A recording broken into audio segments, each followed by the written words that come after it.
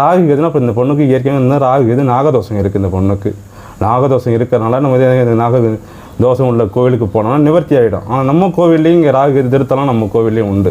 கரியமாணிக்கத்தில் பார்த்தீங்கன்னா இந்த கோவிலே நம்ம வந்து பரிகாரத்தலம்னு நம்ம இங்கே வச்சுருக்கோம். அப்போ இங்கே வந்து பண்ணும்பொழுது அந்த தோஷம்லாம் பார்த்தீங்கன்னா சின்ன பிள்ளைய கழிஞ்சிருமா அப்படி கழிஞ்சிடும் அப்படிலாம் கிடையாது. ஒரு சில விஷயங்கள் வந்து கடைசி வரைக்கும் கூட அந்த தோஷமாகப்பட்டது வேலை செஞ்சுக்கிட்டே இருக்கும். ஏதோ ஒரு காரணத்தில் வேலை செஞ்சுக்கிட்டே இருக்கும். அப்போ அந்த கோவிலில் போய் முறையாக பரிகாரம் பண்ணும்பொழுது அந்த நாகதோஷம் நம்ம விளையிடும். இப்போ இந்த பொண்ணுக்கு பார்த்தீங்கன்னா நாகதோஷம் இருக்குது. அப்போ நாகதோஷத்தை இங்கே வந்து கோவிலுக்கு வந்துட்டு போனாலே வந்து அந்த தோஷம் விளைகிறோம். ஆனால் பெரும்பாலும் பார்த்திங்கன்னா அந்த தோஷம் உள்ளவங்களுக்கு அந்த இடத்துக்கு உண்மையான கோவிலுக்கு போக விடாது. எப்போதுமே பார்த்திங்கன்னா தோஷம் இருக்கிறவங்களுக்கு நிவர்த்தி ஆகிடும் சொன்னால் அந்த உண்மையான பரிகாரம் இருக்கிற இடத்துக்கு அந்த இடத்துக்கு நம்ம ஏதாவது தடை பண்ணி அந்த கோவிலுக்கே போக விடாமல் பண்ணுறது தான் இந்த ராகுவோட வேலை. இப்போ நம்ம கோவிலில் அந்த இடத்துக்கு எப்படியா வந்துட்டாங்க அப்படின்னா அப்போ நாகதோஷம் விளைகிறோம்.